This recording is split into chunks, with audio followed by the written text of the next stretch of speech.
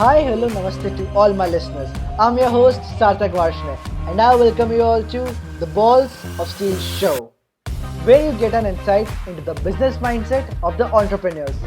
Dhandho Ni Soch.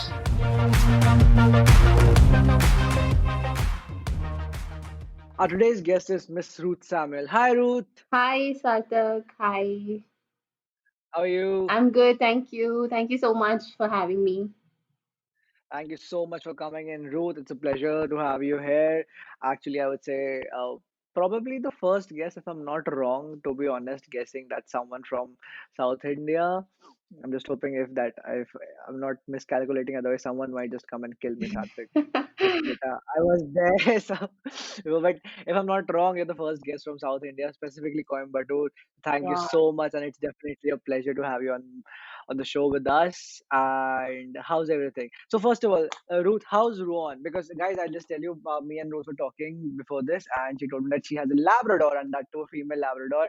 So how's Ruan, Ruth? Ruan's doing well. I'm just hoping she sleeps through this so she doesn't bark in between. So yeah, she's doing No, well. no worries, no worries. Even if she barks, she's gonna mark her presence in the show that yes, I'm there with you, Ruth. Yes. Spoken like a true That's dog gonna be. lover.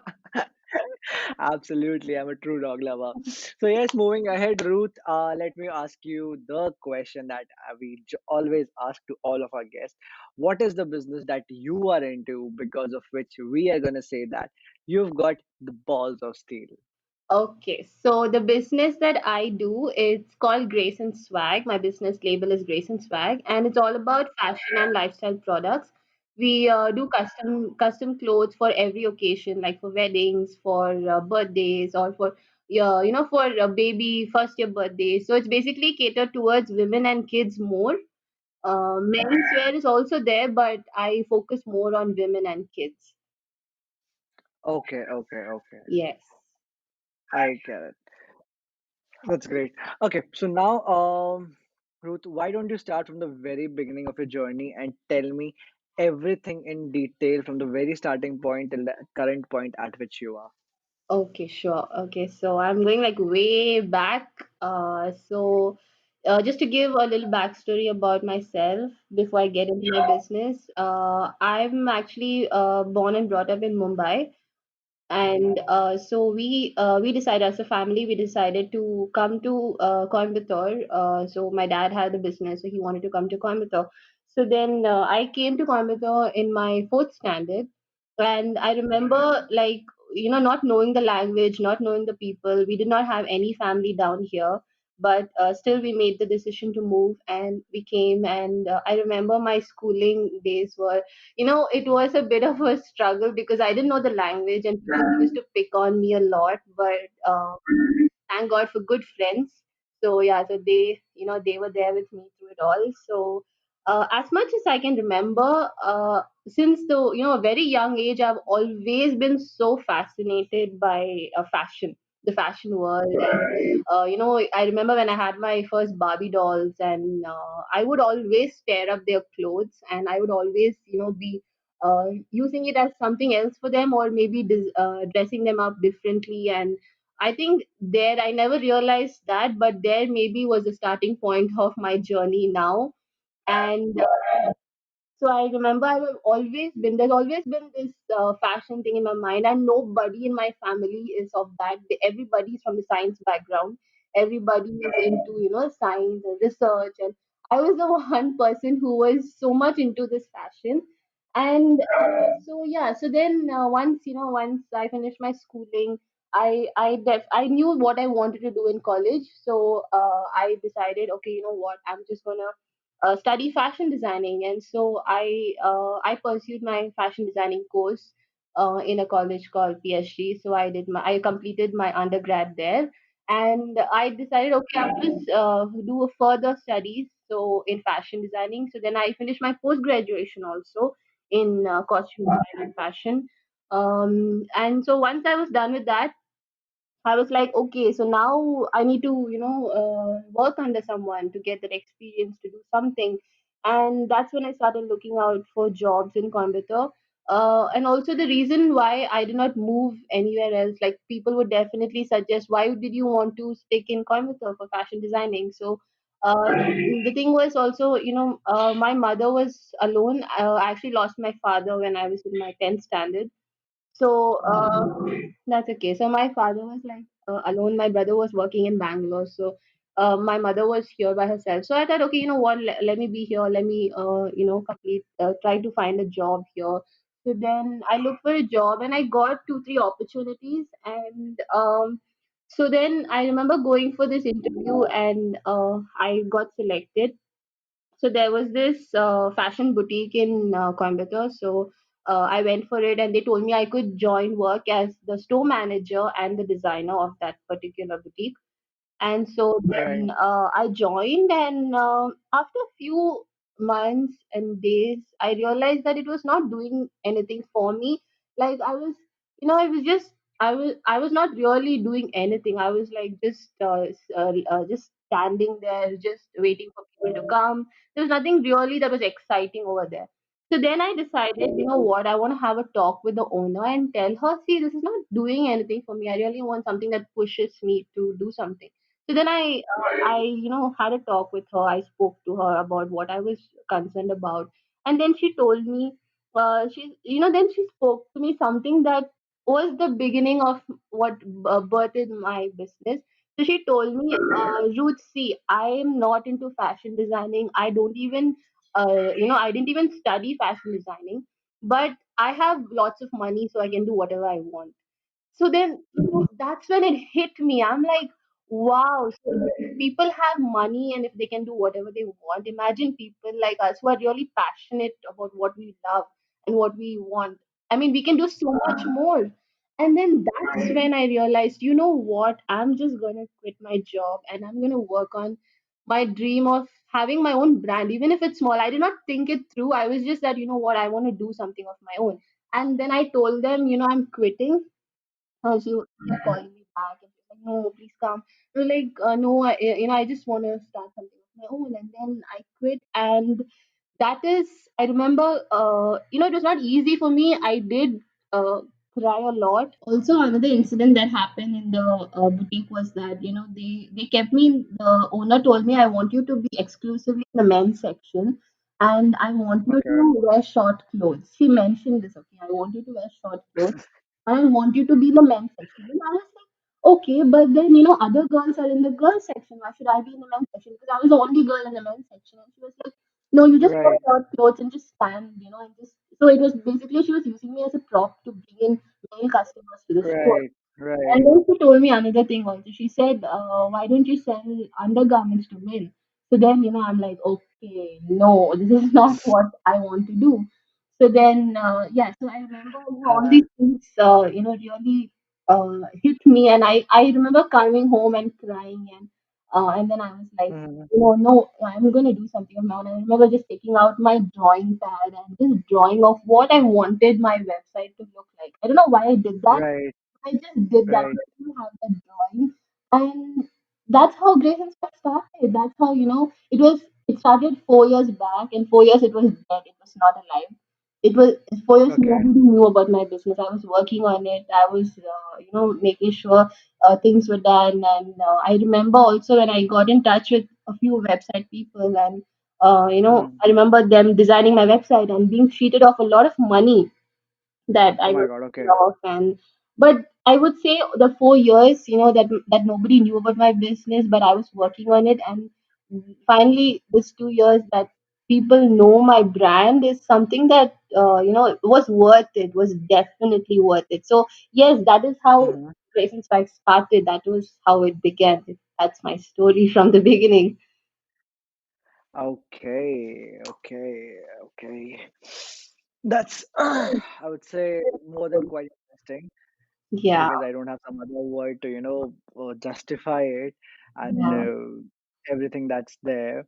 But then it does put me in a lot of thoughts about, honestly, I would say a lot of thought about the Indian culture and the Indian mentality that like we come up with, and sometimes just pinches me that what is going on out there. So yeah. listening to you is actually putting me in that thought process right now, and honestly. I'm just so much angered on that store manager. I would rather steal all that man's money myself. Yeah. And the interesting part is being a woman herself, to Right, actually do something like that, I was like, okay, that's not nice. right, right. This is really bad, yeah. Okay, okay. So before we Yeah. move more into it, why don't you tell me something more about your childhood, Ruth? So, Yeah. most of my childhood story, I remember it as being so much of fun. But I don't remember most of my childhood from Mumbai because I came off when I was like really young.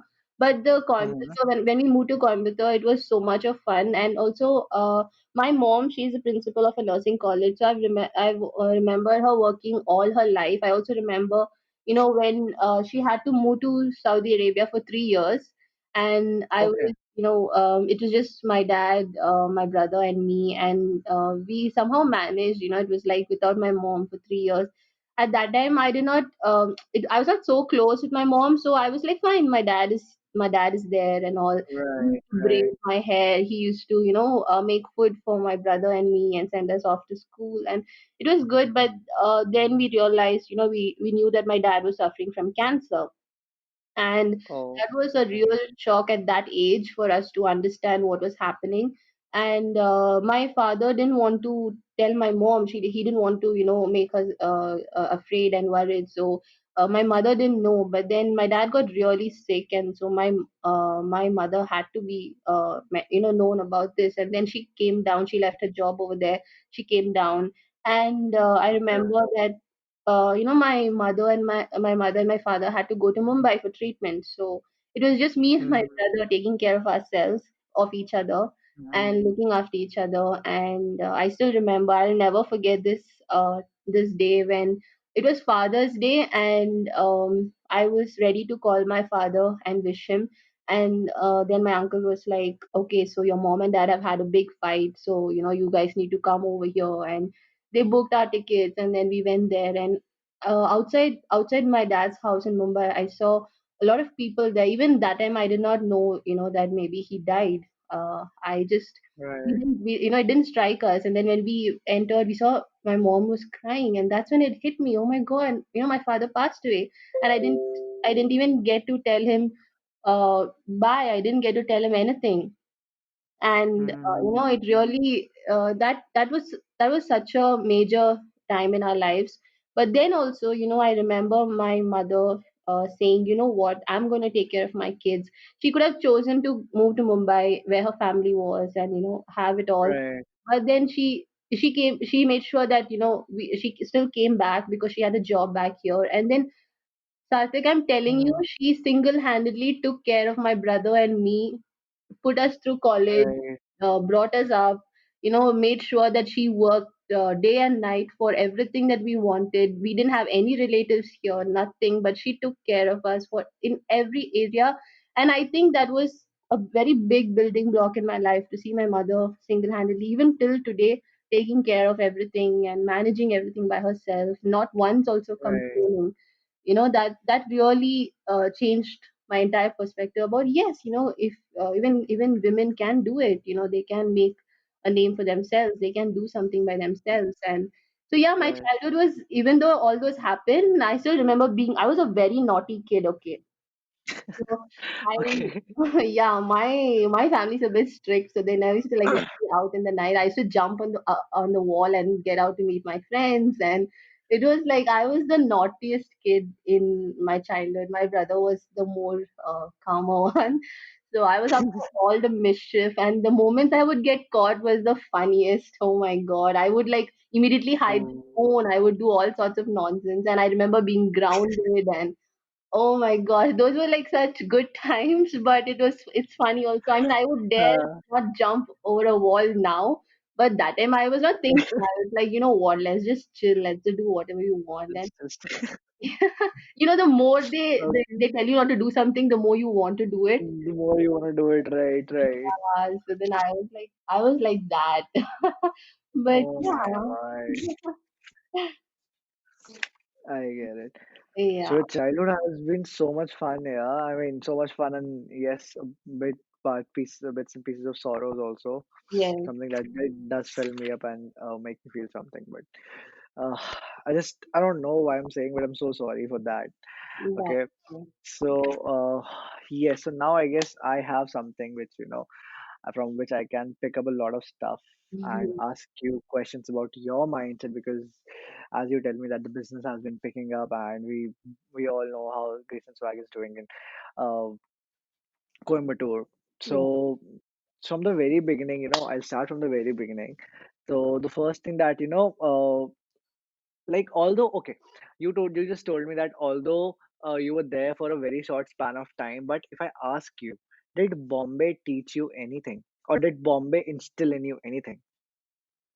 Okay, so Mumbai, I think, could have just instilled in me the need to be just work so much. I think Mhm. people in Mumbai, they just, they never stop. They're just always on the move. And I think, Right. yeah, that is something I still remember, because I remember my grandparents also were there, and they used to like always go for work. And I just remember everybody always working, and it was just us kids and cousins who would just be having fun, and while the grown-ups were doing, all the background work. So yeah, that's something I feel Mhm. Mumbai till today teaches me. It's just always just keep moving no matter what, whether there's a thunderstorm, whether there's some earthquake, just keep moving the next day. That is something I would take off from Mumbai. Just keep moving. Okay, that's nice. Yeah. That's nice. So tell me, did you pick this up after you started realizing and after you started becoming more mature, or did you pick this up while you were there only? No, I picked it up after I started maturing. That's when I picked all, Mhm. all those things. Because when I was young, I was not really bothered about much. I was not bothered about many things. But yeah, once I started Okay. growing, I realized a lot of stuff. And I would say Right. definitely that is when I realized I even understood why things happened the way it did in Mumbai, why people, keep working, Mhm. why they never give up. Yeah, so those are things I realized very later on. Okay, okay, okay. So now the next thing that I want to ask, as that you also told us that your father had a business. So why don't you tell me something more about the business? Like, what was the business, and what did he do? Okay, so my father, he is basically a microbiologist, but then he Okay, switched on to computers. So his business was called Cyberstar Computers. So they would okay, make computers for schools and colleges, and they would get it all ready. And so he was basically installing all these computers and getting it ready. And I remember he had also written a book for the school, for Saint Joseph School in Kunnur. So okay. so that was basically his business. That's what he did. That is basically what he did. But he Hmm. never got the time to actually focus fully on it, because he kind of became sick and all that. But yeah, that was what his major business was about. That was his major business. Okay, okay. So now, if I ask you, Ruth, were you helping him in his business in any way, or was it your brother who was helping him? Because you were a naughty, so I'm gonna expect less that you would be helping him. But I'm still asking you. So I was just a spectator of everything that was happening, like all the assembling and everything of the computer. My brother and my mother were major people who helped him in his business.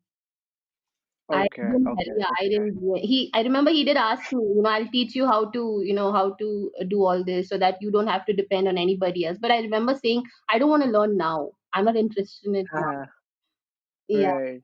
so that's it. Okay. So, being a spectator, Ruth, what did you pick up? Like, if I ask you, like, being a spectator, there something that you picked up from him, and which I could say that, sowed the seeds in you. What would that be? So, the thing I would say that I picked up from my father was definitely determination. Hmm. There was times when he would have to do make so many computers, and he would never give up. He would never stop. Nothing stopped him.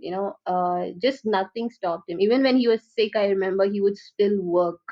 There was he said, Wow. if God is there, he'd heal me. I don't want to be in the hospital and just live away like that. I will still work.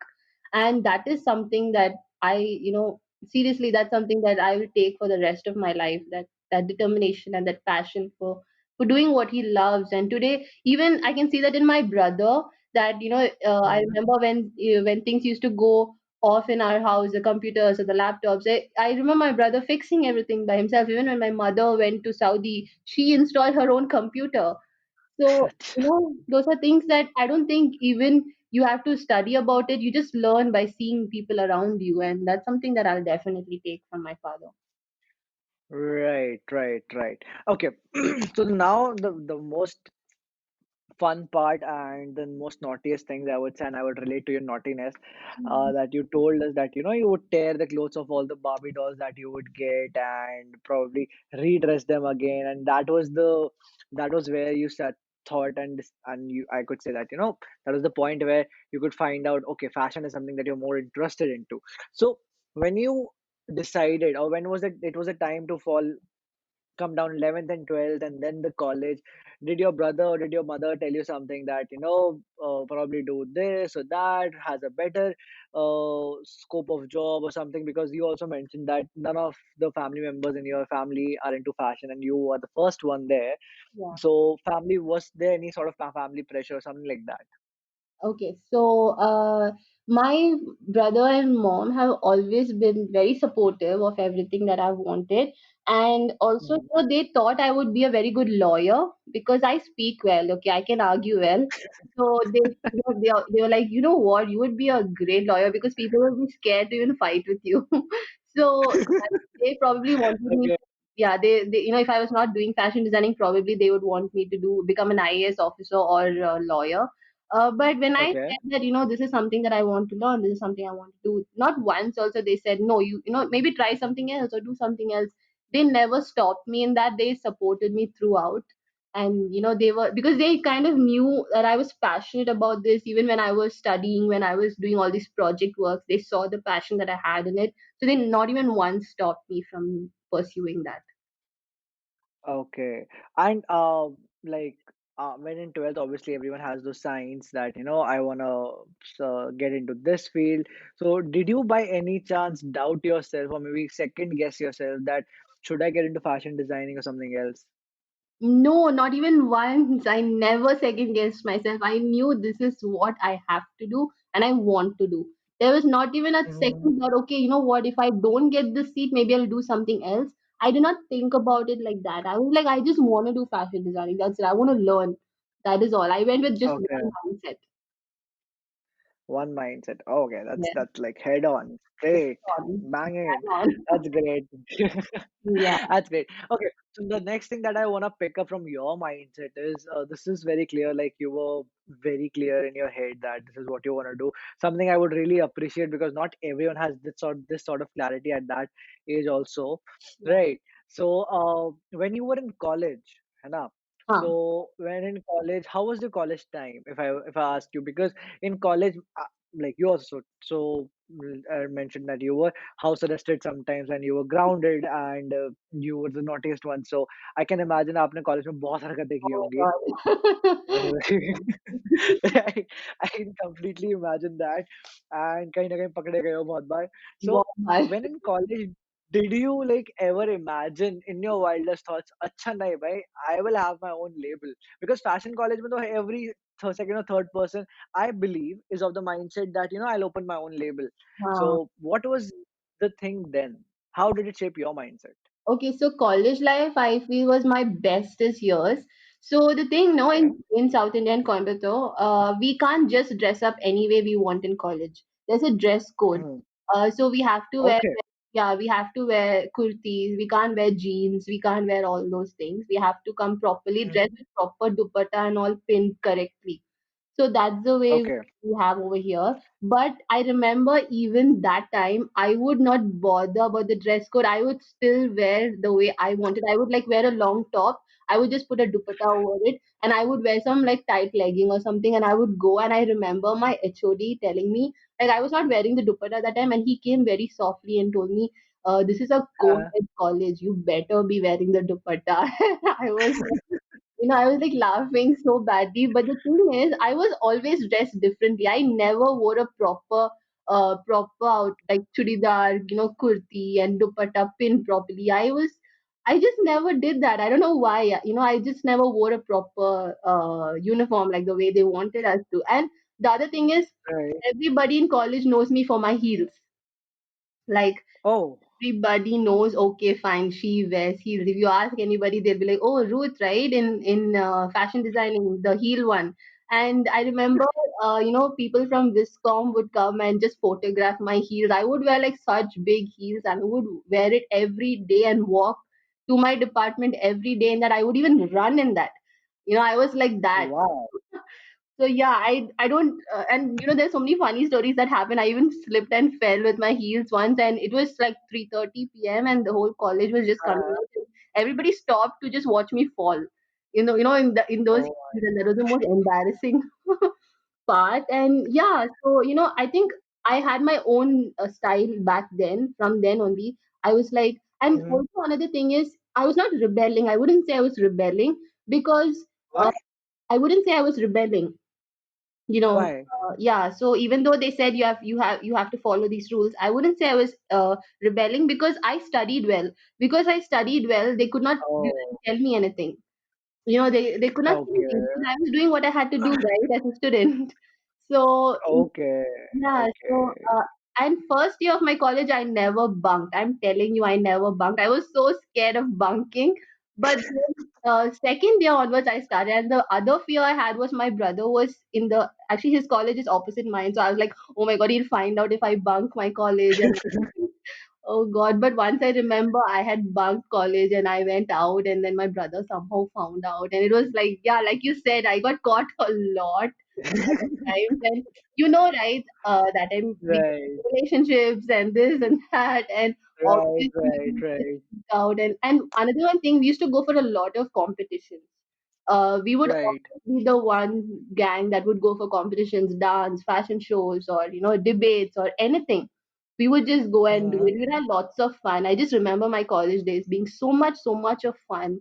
And I remember standing for the election also. And I remember, going campaigning and going to each class and saying, "Don't worry, I'll make sure that you don't have to face any problem, and free heels for every girl." And Oh it my was, God. yeah, कितनी सारी थी आपके पास? I am but just I didn't win. wondering. Do Nah, you I have? didn't win. Because in our college it was like girls can vote only for girls and boys should vote only for boys. Oh my God. Yeah, Okay. Okay. so that Okay. was another one thing. And also, if we sit next to a guy in our college, our HOD will be like giving us, the death stare, and it's like so Oh my funny. God. Yeah, it's Okay. funny, yeah. That's great. Okay, before I actually proceed with my next thought with you, could you please tell me again, Ruth, where did you do your post graduation from? Which city was it? Okay, my post graduation also I did from Coimbatore only in a college called Bishop Okay, Akash. Yeah. okay, okay. So now, what I really want to know and talk about is the damn culture because the way like you have told me about your college right now and how you were in college and what your store experience has been. It just put me in a lot of thought process, I would say. Yeah. Like college, may you have to wear those dress codes. You went against the dress code. I'm pretty sure that they would have also said that you need to wear those white tennis shoes, something or something like that, probably. Oh, And no, you no, were there in that's heels. important. Okay, and you were there in heels, and then again this culture where girls will only sit with girls, and even the HODs giving stares in colleges for girls sitting with boys. I mean, this is damn in such a in such a 21st century. I'm getting listening to listen to this. My goodness. So what I really want to know, how did your mindset train you to go against all such biases while you were living in it? Okay, so see, I would say that now I'm not now so many things have improved, but back then when I was in college, it was Hmm. not. I was not thinking, okay, you know what, I need to go against it. I was finding a way. Why not? Why can't we wear like this? It's not like we are exposing ourselves or showing something that we're not Hmm. supposed to. I mean, so what if I wear a long top? Why shouldn't I? And after all, we Hmm. are from fashion designing department. Like obviously we are going to Right. obviously because we design clothes, we make sure we dress differently. So I was like, I Mhm. always made sure that whatever rules they put, I would follow what I thought, okay, fine, I can do this. I mean, fine, this is if they say don't wear heels when you're stitching clothes, I understand that part, because your heels are going to get caught in the machine when you're doing something, or I understand all those things. But why Right. no why not, why should you wear a dupatta, like, pin it and wear it like that? Because I felt all those things were not required. And also, Mhm. sitting with only girls and only guys, and then I feel that was all something that I knew, okay, fine, even if they put these rules, I was going to do what I felt was right. At the same time, Right. not be downright rude to the system and be like, what, I'm here to make sure I turn tables and do everything wrong. No, that was not the mindset I went with. I went with, okay, Okay. fine, if I see that this is fine, it's according to my values, according to me, this is okay to do, I would do that. Because if I felt it was not wrong, if I was doing my work properly, if I was studying well, if guys and girls were being good friends and hanging out, and we were not doing anything rubbish in college, then why not? I wanted Mhm. to ask myself that question. Why not? Why can't I do? Why can't I do it? And the I would tell you, the same HOD who taught me. I mean, who was in my undergraduation was the same HOD who had to question me during my final post graduation project. And he was Right. like, "Oh, I remember this girl," and all he could say was, "Yeah." He told my other teachers that, "Oh, I remember this girl," and I was like, okay, I don't know what he's going to say, but all he could say was, wow, I love your work. And I don't want to boast about this, but Sarthak, I was a gold medalist, the first in the university. And Oh my God. Okay. so, I don't think I was the type of person where teachers will say, oh, you know what, she was such a bad person, now such a rebel, and now see how she's become. But I would say I went I just followed what I felt was right. I did what I thought, okay, this is what I want to do. This is how I want to dress. And if it's something that's not breaking any code so drastically and I'm still dressed decently, then I'm going to go for it. So that was the mindset that I went with. And, so that's how I've always have been. I've always been somebody who I like to be different. I want to do things differently, not just nod my head for everything everyone says. Mhm. So I think that's how I, Okay. made sure that I label myself for me, for my own thing, because this is what I wanted to do, and I've always been that way. Oh. Okay. I guess this is the reason your label's name is Grace N Swagg. Yeah, there's a reason it's named that. Okay, that you're always there to challenge the status quo and whatever is going there. My goodness. So now that you have done all of this stuff and all you always wanted to be different, but Yeah, after being mature and looking at the world from many perspectives, I'm pretty sure that you also know this fact that whatever a lot of stuff that you have done is also normal in several other parts of the country. Like yeah, wearing those outfits is very normal in Bombay, right? Where you hail from, actually, right? And that's pretty common sometimes, in like some, not sometimes, many times, and many places in Delhi as well, yeah, right? yeah. So all these things just add up. So now, if you look at the culture, what would you say about it? Has it evolved in a much better way, or you're still against those challenges? Because I still feel that even though you might not call yourself a rebel, Yeah. but what you did was actually rebellious, right? Okay. Yeah. Bashing against the status quo, not going with the flow, and doing what you find was right. Hmm. And that is where the gut also comes in. So, what do you think about the culture now?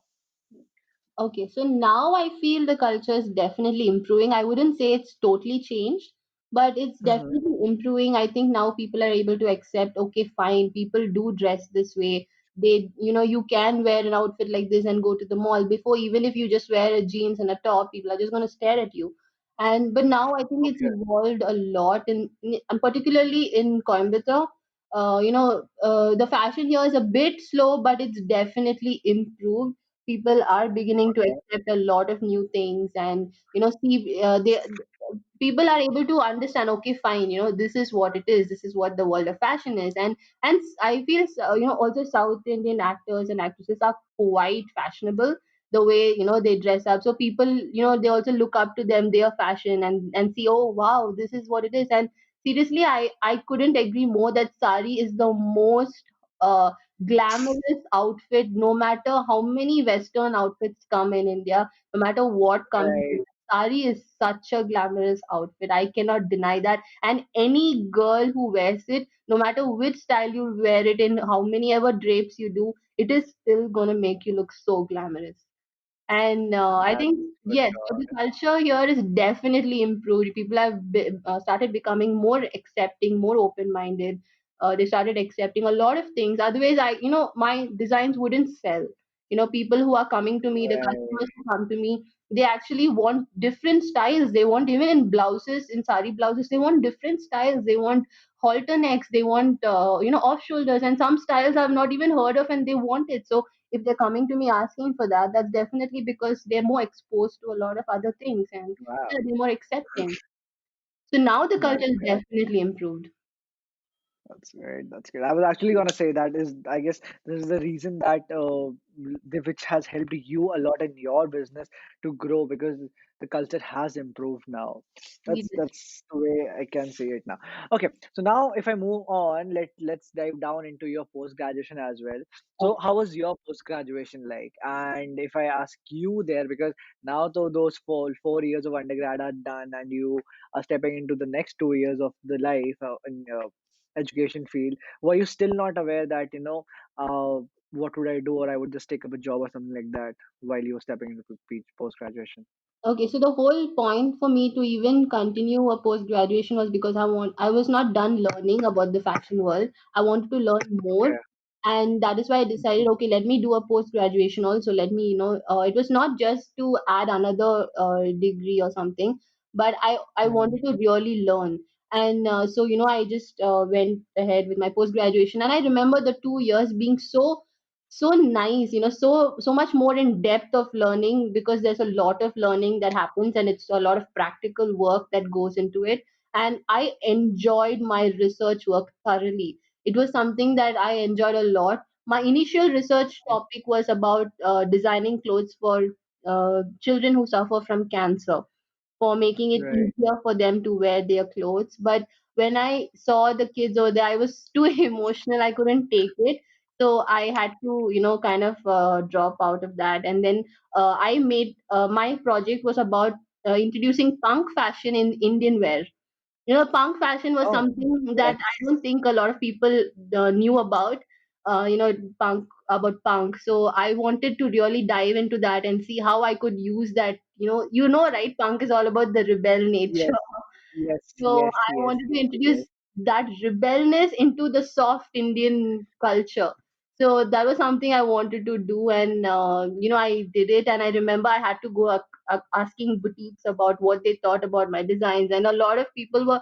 It was new to them, but they were so shocked about the designs and the way it was, and I thoroughly enjoyed designing 10 garments, and it was so much fun, and I love it. And even till date, I sometimes post with those punk attires and it's just fun. It's fun. I'm serious. I love my post graduation experience. It was so much fun. Okay. So means post graduation was the time when you actually learned and just learned, not thinking about anything else. Yeah, and I Oh was yes. not running around that time. That time you become more mature, right? You don't like, you're not like in undergraduation how you are like, okay, I just have to have fun. But post Hmm. graduation, may it's more like you start thinking, okay, fine, it becomes more interesting, and the fashion shows were the best part because you get to try out new outfits, you get to walk. I love walking the ramp. It's so much fun, and the Okay. attitude that comes with it. No, it's the best. Absolutely. I can just imagine that somewhere you're missing walking the ramps right now. Oh wow, I love walking the ramps. Like I can tell you, I can walk in heels and run in heels, but when I wear flats, I don't know how to walk. It's like I'll just walk like something, okay. But even people know this about me, and my family also knows this, and they're like, "Oh God, this girl." You're like the opposite girl, I would say, normal opposite girl we would normally meet otherwise. Like, the girls are like, I can't walk in heels, they'll keep tripping and whatnot. And then there's Yeah, you who can walk in heels but who cannot walk in flats. That's really opposite. and I Okay. trip in flats. I That's the funniest part. You trip in flats. I trip in flats. I would not trip in heels, but I would trip in flats. My goodness, yeah, you should start giving out ramp walking lessons. I would say in that I case. did give also ramp walking lessons. Seriously?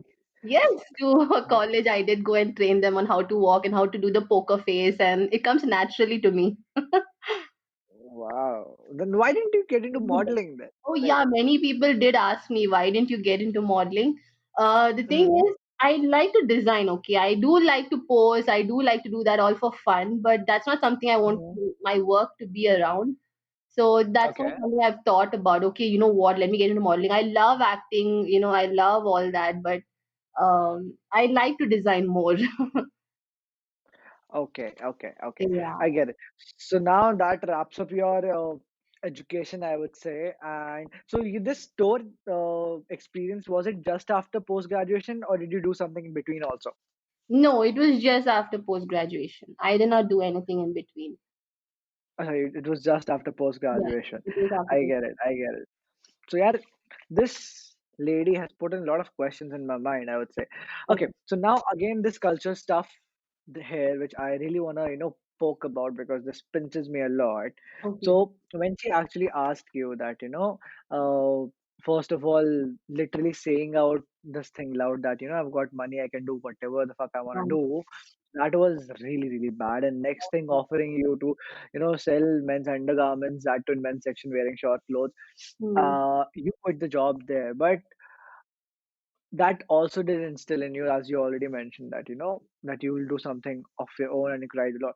Yeah. What did it make you feel about the culture that, and what did it make you feel about the people, the kind of people who are running such sort of stores, and then different people who join in like you? What did it make you feel about it, and how did it shape your mindset? Yeah, so I really think that, a lot of times we think that, people with money and people with education have it all. But, Hmm if you look deep into all these things, these people who have these big stores, I'm not trying to say that everybody is wrong just because one person is. hmm There are Right. people who are definitely different, but what I experienced was, it really shocked me. It was like because I looked up to them, I looked up to them at some point thinking, wow, women like hmm this who are starting their own journey, and that is why I wanted to work hmm under them. And then seeing educated women like this, people, who are so influential, who can actually change lives, actually talking like this, it really stirred something up in me, and made me realize that the culture, it'll only change when people's mindset changes. It'll only change when Right. people start looking at things differently, and making sure that hmm they don't think like the rest of the crowd. If that one person had to just say something differently or think differently, it would have changed a lot of things. And um it really made me think, why did she say that? I mean, okay, fine, she was boasting maybe that she had a lot of money so she could do whatever she wanted, and also hmm asking somebody to wear short clothes. You would rather have a mannequin wear something and stand. Why would you want somebody else to stand like that? Like, would you yourself do something like that? And hmm I realized that time sometimes we always think it is the common people who actually have this mindset, or it's just us, and people have matured and people don't think about the culture anymore. But it's actually people who are very educated, have so much of wealth. They are still, they may expand physically, but their minds are still so narrow minded. They still think Right. girls are used only as this. They are only objects to be shown or to be displayed, or to be make men come into the store or whatnot. And I would have worked even if she had told me, you know what, you just sell something. But then when she started saying things like this, there was a line I had to draw. I was like, no, I will not do this. And when you said, about the culture, I think we don't have to hmm look anywhere far. People in your own neighborhood who are well off, or who are such big people, but their minds are so small. So what's the point of having such a big brand when your thinking is still so small? I mean, how far will money take you? Right, today you'll have money, tomorrow you won't Right. have money. So how far is money Right. going to really take you? Even if you have money and you can do all that you want to do, you are still going to hmm be so small in your mind. You're never going to grow. I don't know how you're going to grow from there. So yeah, so that's something I would Absolutely. do. Okay, okay. So now I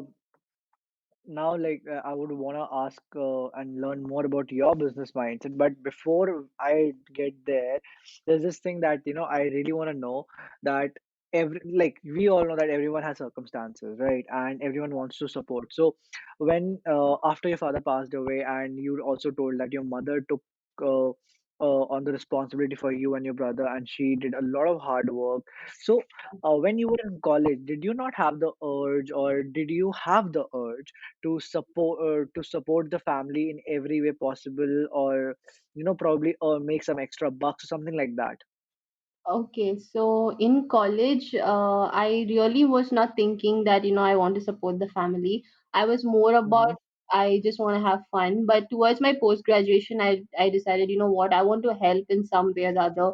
I want to make sure Hmm. that, I will do something for the family. I will help, or even, the little pocket money that I would get, I will be like, okay, I'll save up and keep, or, those small small things. But initially, no, I did not think like that. Later on, yes, I did start thinking, okay, I should support my family, maybe not in a full-fledged work that I was doing, but maybe in my own little means that I could do, I wanted to support. So yeah, I would help my Okay. mom sometimes, not all the time.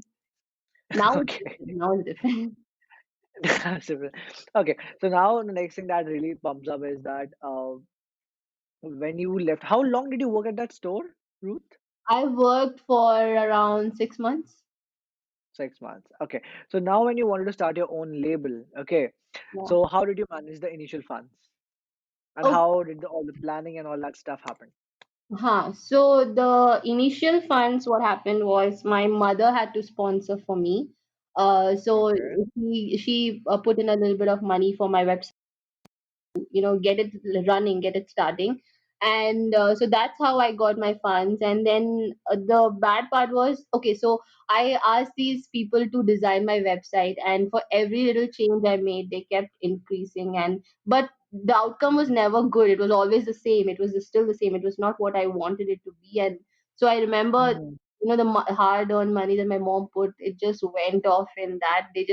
They never did anything. The website was just, it was so bad. I didn't want people to know my brand with this website. That's why I could not even go live 4 years back. I just had to Hmm. close it down. And so the money went. So when we didn't have enough of money, I could not really do anything. So I had to see how I could, make sure that, okay, fine, I work to save up money and to make sure that I can have enough of products, enough of stock, so I can at least open a little bit of my store online. So I thought, okay, you know what, let me do something myself. So I went online and I learned on how to make design a website. So I Okay. studied, so I learned how to design a website. I studied, and then finally, through all trial and error, I finally got the website of my dreams the way I wanted it. And I finally learned that, and then I realized, so my first product was not going to be something that's so costly. It's going to be something that I can save up to add into more of my products. So it was a calendar. I remember that my first product I sold was a desk calendar. And because Hmm. a desk calendar doesn't take up a lot of money, you just have to design and get it printed. So Right. that was something I did, and that was when my website went live. And Sarthak, the response just for the desk calendar was something I did not expect. I was not expecting that, and Okay. it gave me enough of money to move a step further, to add in more products, to get manufacturers to supply to me. And so that's how it started. That's how I pushed my business forward. Wow. Yeah. Wow. That's really great, yeah. That's great. So guys, this is another example of where an entrepreneur, someone who wasn't an entrepreneur, gets cheated somewhere in their journey with m- and apparently, these stories come from the website people only. I don't know what is wrong with these website people in our country. साला ये हर कोई यार दूसरा इंसान cheat करता रहता है website को लेके, चाहते क्या है समझ नहीं आती मुझे बात। Seriously, and when you do मैं it yourself, you realize, array, why are they charging like this? No, like crazy, man. Oh bhai, this is bad. I mean, this is the worst thing that I can hear again and again. I mean, probably the second or third person who's telling me the same thing, that I got cheated from the website guy. Yeah. So that's bad. again, guys, I would say that's where Ruth picked up the website thing in her hands and designed her website and everything. She got the balls rolling there. So I would say that she's got the balls there. And now the calendar response came in. But now what I really want to know, how did you get that calendar out? Like, so how did you market the calendar and so that, everyone got to know about it and stuff? Okay, so when I had actually started my website, I remember Hmm. I did my whole marketing on my Instagram page alone. So that's the only Okay. thing I remember. Even I didn't even have the Facebook page because I was doing everything by myself. So I thought, okay, let me focus on one thing, and then I opened it on Instagram, and then on WhatsApp, and then through my mother's contacts, my brother's contacts, everybody was slowly sharing it across. And I didn't think people are going to go gaga over a desk calendar. So I was like, okay, let me design something and let me see how the response is. And even this thought of doing a desk calendar, I was bored. I remember I was just bored. I was just sitting and thinking, okay, let me just, design a cute calendar for a cute month. And I was just designing and I was like, array, this looks so good. Let me do all 12 months. And then I, just did that. And that's how the desk calendar also came into being. And it was like, the response I received and the people and the offices who got my desk calendar, I was like, wow, people are really into this stuff. Okay. That's great. That's so we also have the initial marketing story now from your side. It's all I can imagine that, all those years of these hard work and that you would have done. But initial hard work that you also did on your own, that's very commendable being the solopreneur out there. So now what's the scene like? Do you have some people working for you or do you have got some employees, something? Okay, so I got tailors working for me. So Okay. I got my tailors because to do all the embroidery work and the stitching because I seriously don't Right, have patience in stitching. If in college right, I've broken needles every single time I do stitching. So I knew, okay, fine, I will not do stitching part. Let me leave it to the experienced people. I'll just do the designing, the fabric sourcing, right, and all of those. right. But the marketing on all the platforms, the website updation, the emails, the couriers, the delivery, everything I'm doing myself, the packing, everything. I'm yet to appoint. I thought, okay, I'll wait, a little bit more, and then I'll start appointing. So as of now, I got tailors working for me, and that's it. The other things Right. I'm doing myself. Oh my God. I am gonna commend you for the hard work that you're putting in doing so much of work yourself. I mean, guys, if you're not an entrepreneur and you still wonder of being one, just try and get into her shoes of not doing a lot of stuff. Forget designing part. I would just say रोज रोज के mail करके देख लो फिर बात करेंगे. You'll actually understand when these mailings and those couriers and all those addresses, these things bag onto your head. This is just a lot of work, I would say. So kudos to you, Ruth, what you're doing. This Thank another you. thing that I really want to know apart from that is how did you really manage these 4 years? Because 4 years for setting up a business is a very long time. Yes. And how did you manage the funds? How did you manage yourself? And how did you manage the incomes and everything? Tell me more about it because that is just going to add on to your mindset that how you have been running the business. Yeah, so like I said, so when I initially started and when they had actually did such a big blunder with the website, I lost a lot of money already. So I was like, Right. you know what, let me actually try to get some more money and then save it up, and then I'll see how I can procure more products and then go live with the website. So 3 years went into me trying to, get funds. So a few of the funds came from my family, and the other, Hmm. the other half was with the savings that I had. So I put in everything into that, and then I had to find manufacturers where I didn't have to spend a lot to procure products, so that I could have enough of stock at the same time, not waste all my money on that. So the reason why it took 4 years was because I was just thinking, okay, what can I do? And I had to learn on how to do everything myself from scratch. And I had to see, okay, fine. So Hmm. Coimbatore, what is the market? What are people looking for? What do people want? And so that's when I was like researching all of these things. I was taking my time to do enough of research on what people wanted. I was taking my time to save up money. So initially, I did not get so much of funds for starting my business. I saved up little by little, and after that, Mhm.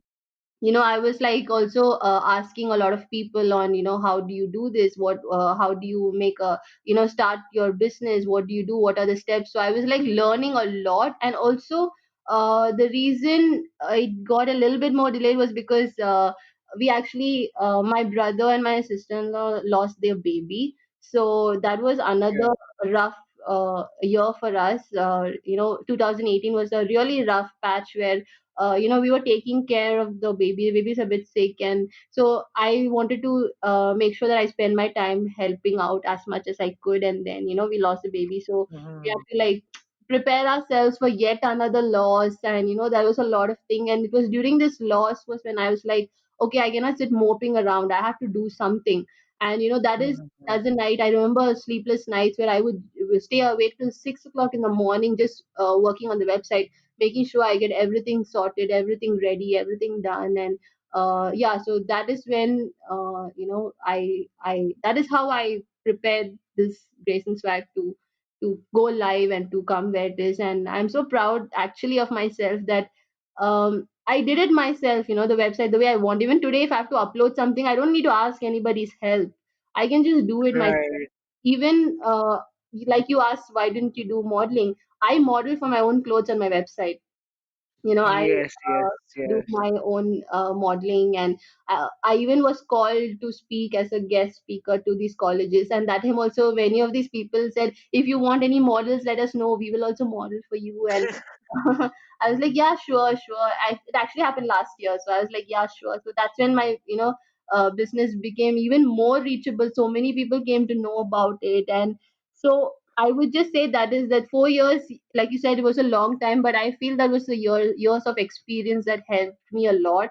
That I understood what can be done, what cannot be done, what method I can use, what I cannot use. And how much actually this online managing a website, if suppose the link Right. doesn't work, if the payment gateway doesn't work, it goes offline. I mean, gosh, those are such hard times, and I experienced all that. And I also, the GST, you're getting a GST certification. Oh my goodness, the amount of things that you have to do to get approved for it. And then you're sending it to the payment gateway, and for them to add it into their system. And I've seen it all, Sarthak, at least on the online side of it. I've gone through my equal share of ups. I wouldn't say that, oh, I just came back straight up.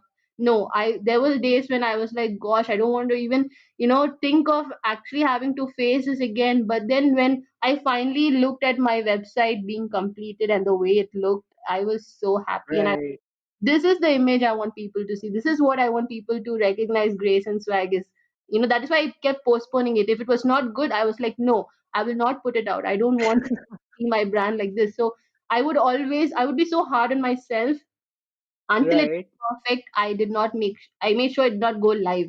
So I waited and waited and waited until it was finally perfect the way I wanted it to be. I was like, fine, now people can see this is what Grace and Swag is. This is what my brand is all about. And that is when I Mhm. decided I would do it. So even if it did take me 5 years, I would have still taken those 5 years. Right.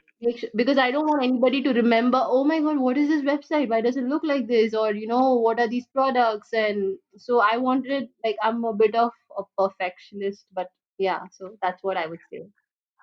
I would say that I guess we as artist people, because I shoot myself a lot, right? We are Yeah, all those perfectionist kind of people. कि वो चाहिए ही चाहिए. If it is not like this, we can't go ahead. It's that's a stop there. I just saw a quote So that said, when an artist truly happy with their own work, you right. know like, it's so true, right? We always I hard on know, ourselves.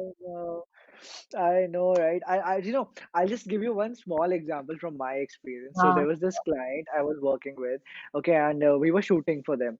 okay, So it's that client has been a very long client for me. Now we are not together, okay, but I do miss them a lot, to be very honest.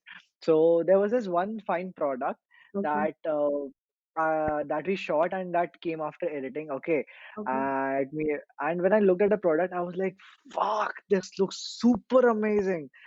okay, And the way we shot it and everything, doing all the jugards and stuff, and the final outcome, that too on e-commerce. Okay, it was simple Okay. white background shot, Huh? and I was like, and the product was pretty expensive. I'll tell you. Okay. And when I looked at it, I was like, shit, dude, had I had a girlfriend and I had that much amount of money, I would have definitely bought this product. And that was the moment I was like, "Ki, this is the thing. If I am so satisfied with my product, I swear to God, I can sell this photo to anyone and everyone in this world.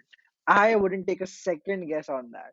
Yeah. So I can completely agree with you putting all of that hard work in that website, those sleepless nights, those simple blocks and those hyperlinks and those tags and those payment gateways. All I'm gonna say is that जितने भी website वाले अगर तुम लोग गलती से भी episode सुन लेते हो ना मेरी बात याद रखना you have lost a client. You lost a very good client. I just want And to I mention would say, the website yeah, people who designed my website had seen my website and they got in touch and said, "Ma'am, this is so good." So I'm like, "Wow, thanks." I was actually gonna say this, no, that after this podcast happens, no, send this podcast to those website people as well. कि, सुनो Yeah. दुनिया क्या बोल रही है, सुनो. Right. Okay. So now the very nice thing that I would want to know from your experience that Ruth, how was the experience of your first transaction that actually happened? Wow, I cannot. Okay, so the first the transaction that I told you, right? The calendar part. So Right. Right. I still remember getting the the alert on my website that cling that the someone's placed an order. I can still remember that sound and I'm like, oh my goodness, my first order. I was so excited. I was like, and then after that, two, three clinks, I'm like, wow, okay, what's happening? And that sound is something I will till now when that sound comes, I get so excited. I'm like, wow, even if it's something small, I'm like, somebody wants to buy it Right. from me. It's a big thing. I mean, see, there are so many people, so many artists who may have such even better desk calendars. But if someone's buying from me, it's because they trust my brand and me as a person as well. So I'm like, Right. wow, this order, and I keep looking at these orders and I keep going through these orders, and I'm like, wow, people actually like this. They want my products, and the moment of packing it and sending it out, and it just gives me thrills even till today. It's just It something it I probably can't feels get like over. that all that hard work has come to fruition, right? That Yeah. packing of the product and sending to that XYZ person that okay, you like the product and thank you so much for ordering it from me, right? Seriously, and the feedback they give when they receive it is heaven. It's oh God, the way they open it and the way they explain about it and they say and it's so good. It makes you feel it's your baby that they are praising and it's like it makes you feel like a proud parent and it's so nice. Okay, okay, okay. Yes, that is the feeling, and I can just imagine that, how good even you're feeling right now, although I can't see you, but I can just Yeah, imagine I'm like the grinning wide, with my left to right. the wide smile that is smiling because of those experiences that you have had. So, Ruth, if I ask you about you've seen so many rough patches, and this another patch that you just mentioned, 2018, Yeah. right? Are you fearful of something? Wow. Am I fearful of something? Like, are you asking in general? Majorly into your business and life because now your life revolves around your business. Yes. So I've always been fearful of when somebody gets my product and what if it's not up to the expectations? you know Right. I've been a bit, I know that till now by God's grace everyone's been happy, but I'm sometimes fearful. Okay, I started this business so that people who think they cannot afford certain things or people who think they cannot get to such luxurious products in such an affordable price, what if when they get it they think, oh, why did I spend this much money? So that fear, every time I design something is always there. So that is something Mhm. I would. That's maybe because I'm quite hard on myself, as just like that. So that's probably the reason. But that's always something I definitely fear. Okay, what if it's not up to the expectations? Will they like it? Will they not like it? So that's something I would say that I fear. And also I fear Uh, the if suppose um mhm. Like sometimes I think, oh my God, will the payment gateway crash? Will something happen behind the scenes? And those are certain things because technical things are something I always fret over. Right, And, right, right. and sometimes these courier people make such a mess of things. I have to call 101 people, and it, yeah. So those are little small things. But the major thing is I always think the person who gets a package should, when they open it till when they use it till whenever they think of Grace and Swag, it should always leave a stamp on their mind. Until now, by God's grace, that has been the case. Okay. That's really really great, and I'm so happy to know that and actually I'm even more happy to know that the story from you, because with the happiness and cheerfulness you're telling me, it just makes me feel elated to know all this stuff. Okay, so the next thing that I would want to ask you is that after of all doing all of this stuff, right? Yeah. Uh, like going with your gut. Now, so I can say that you have always gone with your gut, right? From Yeah. your college to post graduation to wearing heels to not to wearing dupatta in a different style and all those things, just doing everything by your gut. And this is what we also say, that entrepreneurs can go against the numbers Yeah. and take decision from their gut. Okay, Yeah. so what I really want to know on this part is this fear that would my consumer like my product or not? Because Hmm. you're a creative person, right? Sometimes this fear can overwhelm or can take a higher side than the creative call that comes from inside, True. right? Yeah. That can sometimes also bog on the creativity and get the creativity down and Yeah. not bring the product that well. Yes. So if you face that situation, how do you deal with it? Yes, so I have faced a situation like that where what I designed, I wasn't not happy at all with it. Like I also mentioned about the website, right?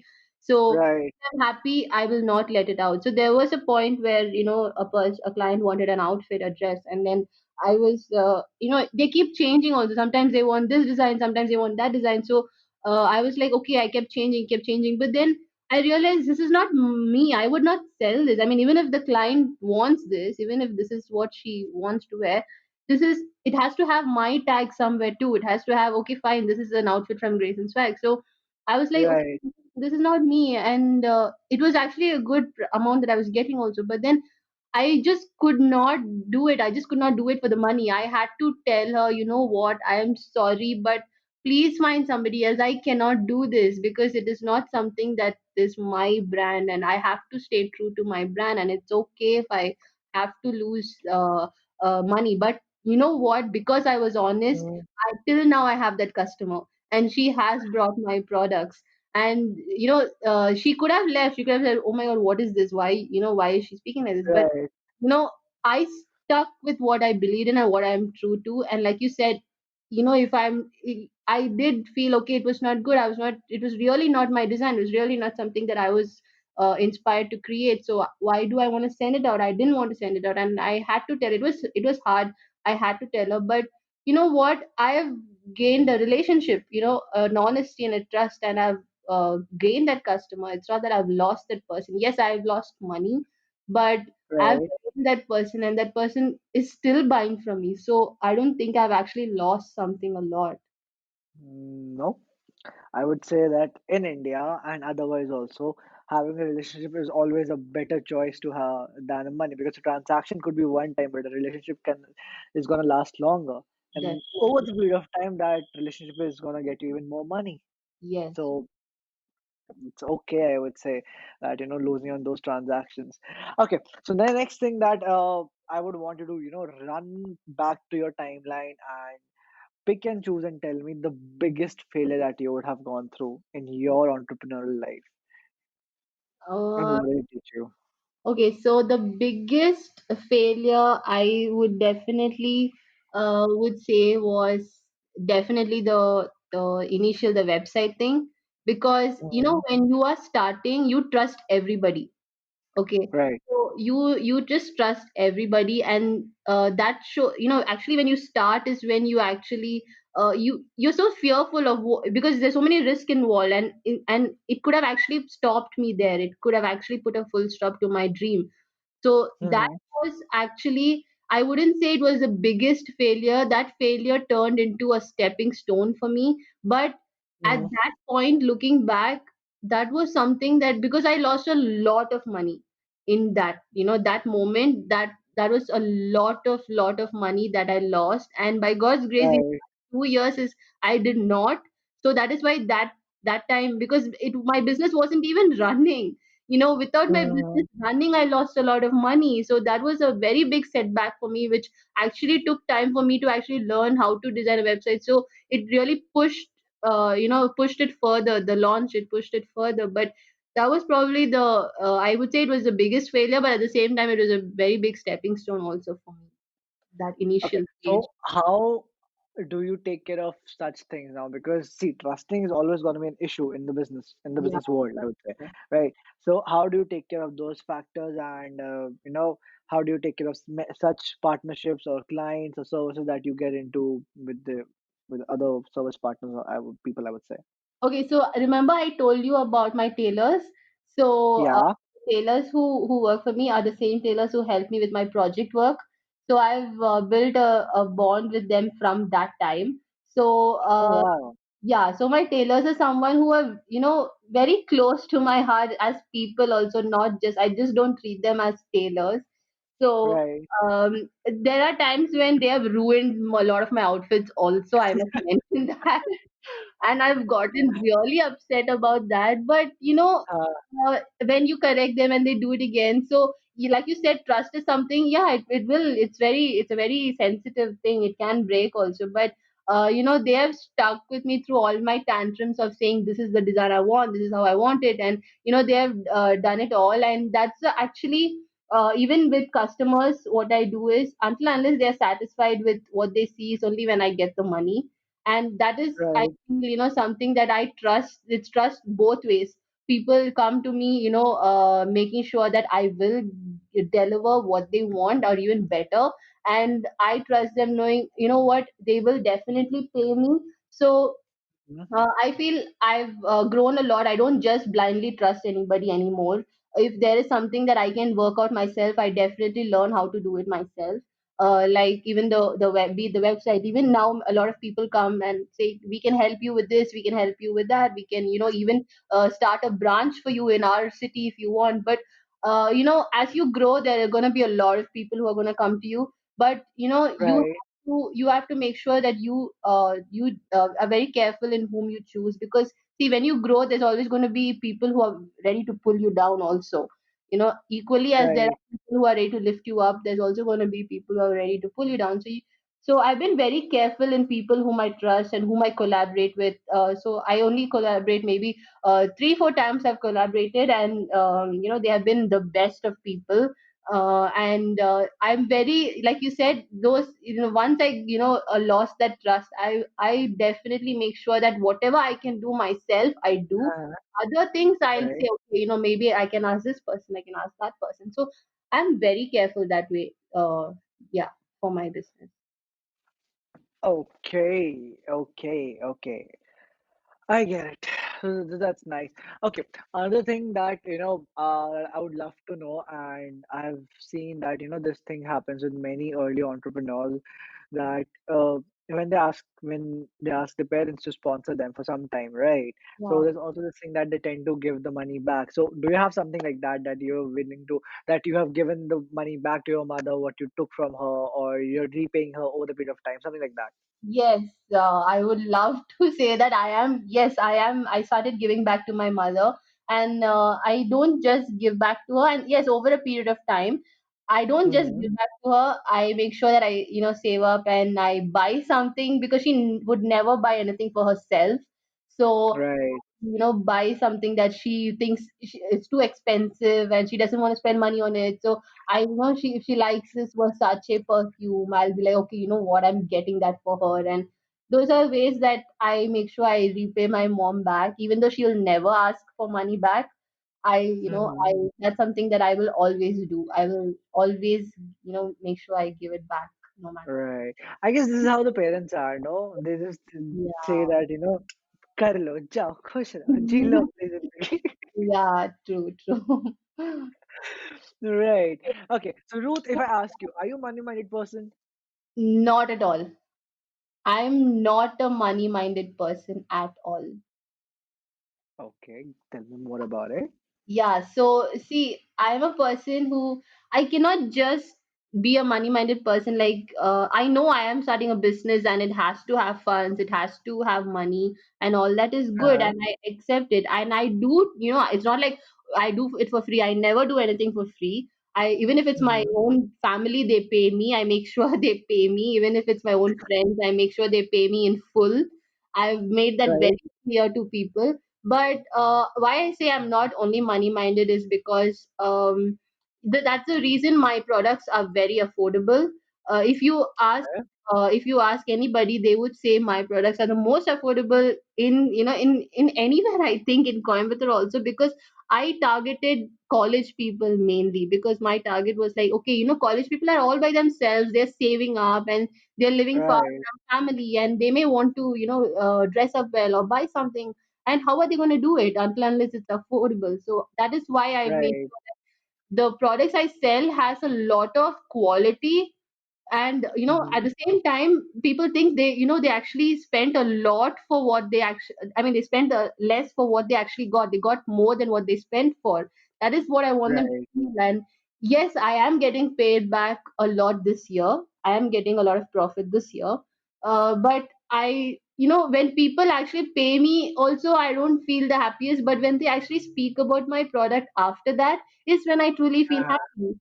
That's what really, I know everybody says this, but to be honest, Uh-huh. that I don't know, it just stirs something up in me that wow, people are truly liking what I'm creating and what I'm designing. And because as human beings, we want to be accepted a lot, right? We always feel the need to be accepted. And when you create something and design something, and when somebody's willing to accept that, or somebody's wearing that, or their baby is celebrating the first birthday with your outfit, and that's like wow, the most important moments of their life, their weddings, they are using something from my product. It's something that no matter how much money I get, I would still cry Mhm. over those small things. Right. Yeah. I can just imagine that. I can completely imagine that. That's really, really amazing. Okay, so now if I ask you, like Ruth, you have walked a long, long way. You have learned a lot. You have grown a lot over the period of time. What have you learned about money management? Okay, to be honest, initially I was very bad. I'm a very bad person at managing money. Because Okay. if it comes immediately into my account, I immediately spend it. Okay, I don't know, like I don't immediately save. My mom always says first you save and then you spend. You save and then I that never gets into my head. It's always spend, spend, spend, spend. So I'll be like waiting. Okay, money, Right. comes, makeup, outfit. That's it. Food. I'm a big foodie, so I love to eat. So I'll be like, Right. okay, so that so I have made sure that my finances and the things my mom make sure she manages it, as in she's involved in the financial department, because if I manage the whole finances, by now I don't think I'll have anything in my account. I'll be spending it every time, and thankfully my auditor is also there who checks on all those things. So yeah, so money management, I've realized it's very important. It's very important to manage your daily expenses, to write it down, how much is for this, how much would you save up, how much would you spend for this. I've Right. learned that over a period of time, but practically I'm still learning on how to actually use it properly. But yeah, I'm learning. Okay, that's good to know, and I really appreciate the honest answer that you're learning it out there. Yeah. Okay, so one thing that I wanna, you know, commend you on is that you are one of those first persons I'm talking to in 2020 who has said that she or he has made profit in 2020. So kudos to you. Yes, seriously, I can tell you, Sarthak, even last year when my business had started, I did not get as many orders as I got this year. This year has been Right. flooded back to back with orders. Like till now, I haven't put up my Christmas tree because I'm running around for custom orders. And Oh my God. yeah, so it's been crazy, and I seriously, I have to thank God for it, because Hmm. I'm sure without God, I'm nobody who I am today. And yeah, so seriously, I people know about my brand, and today sitting and talking to you and you saying Grace and Swag out of your mouth is something, it's so surreal for me. For people, yesterday also I had a live session with somebody, and for them to also speak about Grace and Swag, those things I dreamt Right. of, and to see it actually, happening slowly is, I have to like pinch myself and be like, oh my God, is this something really happening? I remember just telling my mom, when am I going to go on TV? I want to go on TV. I want someone to interview me. I love to talk. Okay. I love talking, and I love someone to ask me questions and to speak. And I love all this. I'll chat to myself in the mirror while putting my makeup, and I'll just record myself just for the fun of it. Just because I'm bored, I'll Oh just my, talk to myself. Yeah. oh So, my God. Okay, that's great. That's great. I'm glad that that we're having this conversation there. I'm so glad to talk to you. This makes me very happy that I got to know you. Thank you so much, yeah, for coming on the show. thank you for asking me. And like, my doggy, I'll be talking and chatting with her what happened. And, I'll even be Uh-huh. asking her, is this outfit good? Is this outfit bad? I know she's not going to respond, but I'm the type of person, I love being social. I love talking. I love Right, chatting. If you see my right. Instagram stories, it'll be most of the time I'm chumma talking. Whether people are going to hear or not, I'm like, I want to talk. I'm going to talk. Those who want to see me. Oh my God. Oh my God. See, I Yeah. can relate to you on that because I do that with my dog also. I'll be like, I'll keep telling her, listen, this is what's happening. You are getting all the attention. I'm not getting any attention. You're the one who taking. I'm just sitting here. तो मैं बहुत बात करता हूँ अपने dog से भी. Like I completely understand what you're telling me. Yeah. That's really really great. Yeah. So, Ruth, if I ask you in your entrepreneurial journey, is there any one experience which I would say has turned the tables for you? What would you say? Mm, okay, so if there's one experience that turned the tables for me was when I was called as a speaker for the MBA department of a college, and Okay. also for the commerce department of a college, when the HOD had happened to see my website and my Instagram page, and he was like, okay, so this is something that probably our students can also take away with, because they may want to start up their own business or something. And I'm not a stage fright person. Like, I don't get scared of speaking. I would love to speak if you give me an entire day. So when Right. I went there, and when I spoke about my journey and how you can start your business, how you can get funds, how you can, all from hands-on experience, Right. that opened a lot of doors for many people, like students, students, right? How they're going to speak about your brand and your business. And Right. Right. even if guys followed just to see who is this girl who's speaking, they still followed. I mean, they still came. I mean, they still stuck through, and they still saw, oh, okay, wow. So that was a breaking point in my business, where a lot of customers I managed to, and since college students was my main target, I managed to get it, and the amount of customers that came through that, and the amount of orders and the amount of love and appreciation I got, that I would definitely say was such a mega moment for me. Okay. Okay. I get Yeah. it. That's nice. That's nice. That's quite nice. Okay. So, do you idolize anyone in the entrepreneurial world, or maybe someone fashion entrepreneur out there?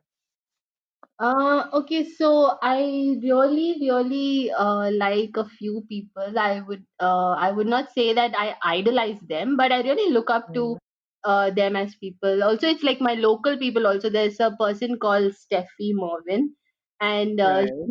she's a makeup artist as well as a designer. She just launched her label, and Oh, wow. this is somebody whom I really definitely look up to. I even got a chance to meet with her, and I am collaborating with her as well. So Oh, congratulations. Nice. that's a very big thing also for me. Like, we are sending a few of our products, and And also in the fashion world, I love Ritu Kumar. I Right. love Sabyasachi. Sabyasachi is, if he would just call me to work with him, I would leave everything and go work with him. Okay, his designs are something that when I get married, I want to wear one of his outfits. Oh So my God, that's every girl's dream, that's I would say. every girl's dream, man. Sabyasachi lehenga. Oh my god.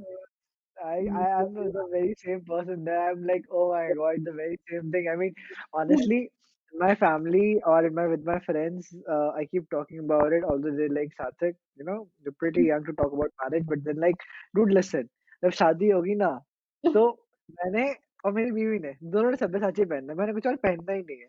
Sabyasachi तो होना ही होना है। Oh god, yeah. But then it should be a collab between Grace and Swag and Sabyasachi. Not just That would be amazing. Sabyasachi.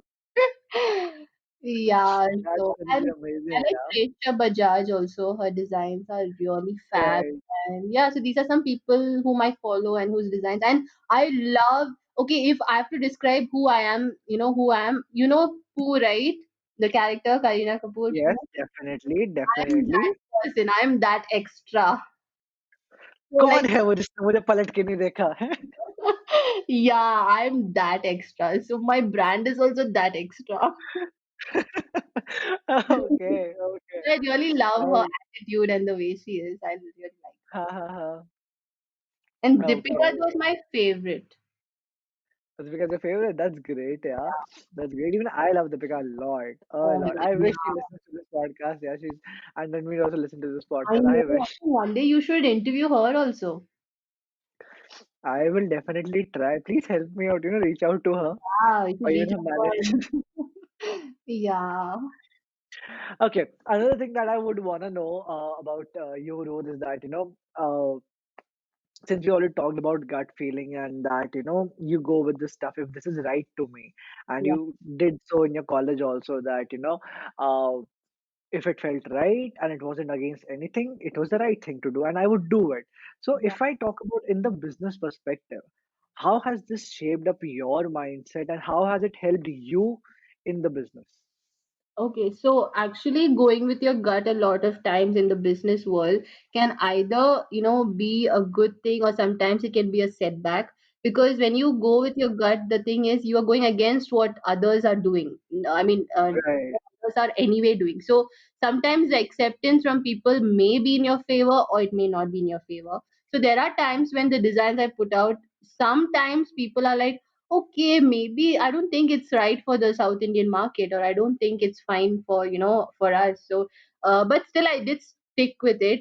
There are designs where people have not yet bought, but you know Hmm. what? I would still sell that. I would still wear it, and when I do wear it, people ask, "Okay, where did you get this from?" I'm like, "Arey, that's the same picture I put. When I wear it, maybe looking different." So then people realize, okay, fine, so it's actually good only. Sometimes I remember I had made this Father's Day products, and then last Father's Day, though nobody was interested. Suddenly, this lockdown Father's Day, everybody wanted the same product that I was actually marketing last year also. And I'm like, people are Okay. strange, they see things differently. One day they'll be like, fine, this is nice. Another day they'll be like, no, this is nice. So you can't be based on that also. You have to, be still. I would still stick true to what I know is right, what I feel is right. But at the same time, I would definitely take inputs from others because Hmm. you can't go so only with your mindset the whole ride. You have to take in what people say also. You have to make sure that you implement it somewhere in what you're doing. So you can't just be like, you know what, I'm not going to be bothered about what others say, because those customers, you need those customers for your business. You can't just Hmm. be like, I'm going to only do this. You have to make sure that, okay, if these people like this also, so incorporate it into your idea, incorporate it into your the way you want. So yes, I have had times when people accept it or my designs are not sold, but at the same time, I've definitely had times when people are like, "Wow, this is a new fashion." Like recently, dhoti pants. Okay, I know dhoti pants have been there around for a long time, but Right. when you wear it, people are like, "Wow, this is so cool. What is this?" And like yeah. So I recently designed that, and so many people were like, "Wow, we want this." And so I would Uh-huh. definitely say, stick to your gut, but at the same time, make sure that you take in also what people like and somehow implement it into your design, but don't deviate from who you are as a brand. Right. That's great, yeah. So Ruth, do you plan to, expanding to Bombay sometime because you're from Bombay, you know Bombay, and Bombay Yeah. being the hub for a lot of stuff. Do you plan to go there and have the setup there something? Yes, I am planning to actually first open a boutique in Coimbatore, and then I'm definitely Yeah. planning to expand, to the major cities. So I don't know if I told this, but my aunt, she was a teacher in Bombay Scottish, the happening school for all these Uh-huh. celebrities. When it was, when all the celebrities were studying there and all, and you won't believe it. This Ranbir Kapoor had told that he has a crush on my auntie. Okay, so. Oh my God. So that was that. I think my auntie's little bit of that drama and everything has come to me. So I will Okay. definitely make sure I open one there because my auntie's contacts will definitely come through to help. I can Okay. assure you of that. Yes. That's what networking is all about. I wish you luck for Yeah. that to happen. Yeah.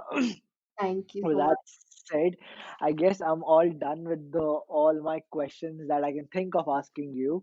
Right. So we are at the end of the podcast, and there's nothing much that I would want to ask you.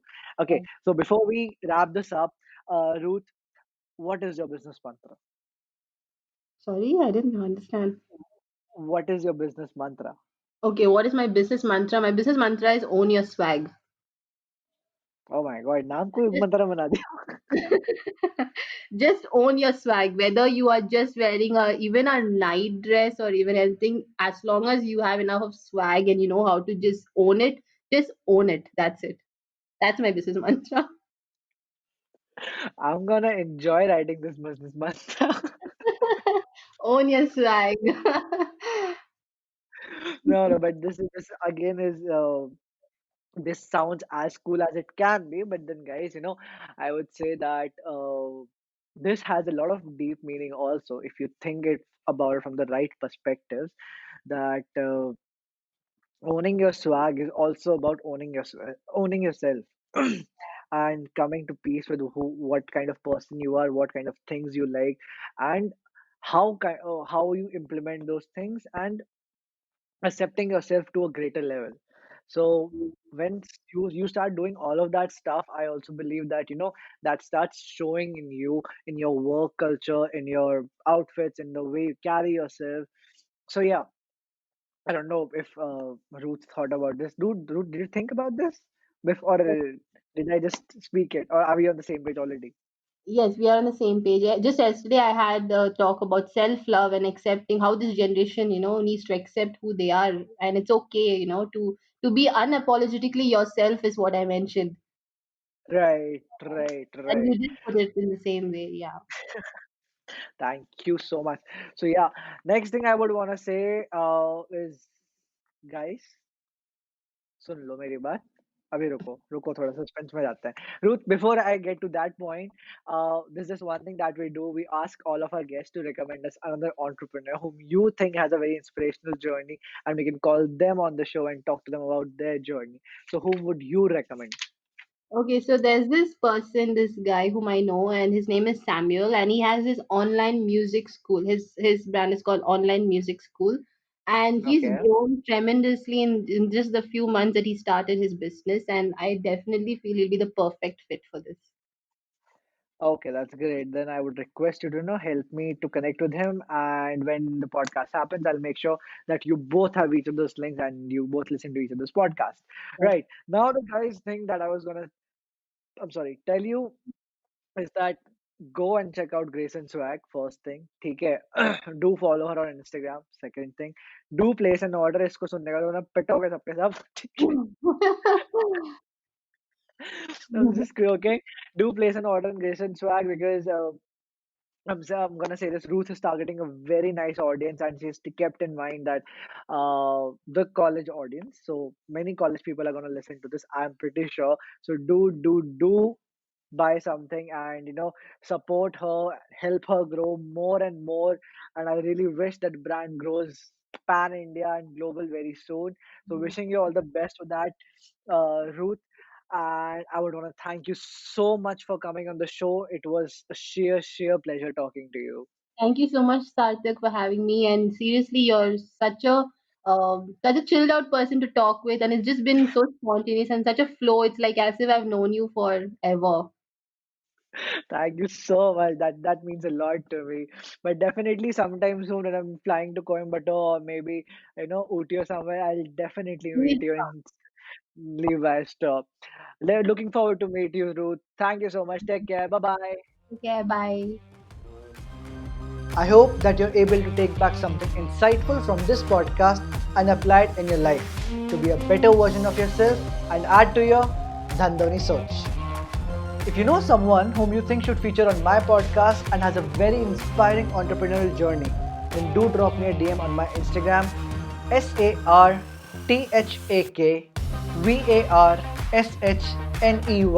Sarthak Varshney. Yeah, that's me. I'm the founder of SV Clicks, and SV Clicks is the producer of this show. You can find me on Facebook or LinkedIn as well with the same name. If you're willing to listen to more of such unheard, inspiring stories of the entrepreneurs, then don't forget to follow us by pressing that follow button on your podcast screen. Thank you for being such an amazing audience. Keep learning, keep growing. We'll be back soon. See ya.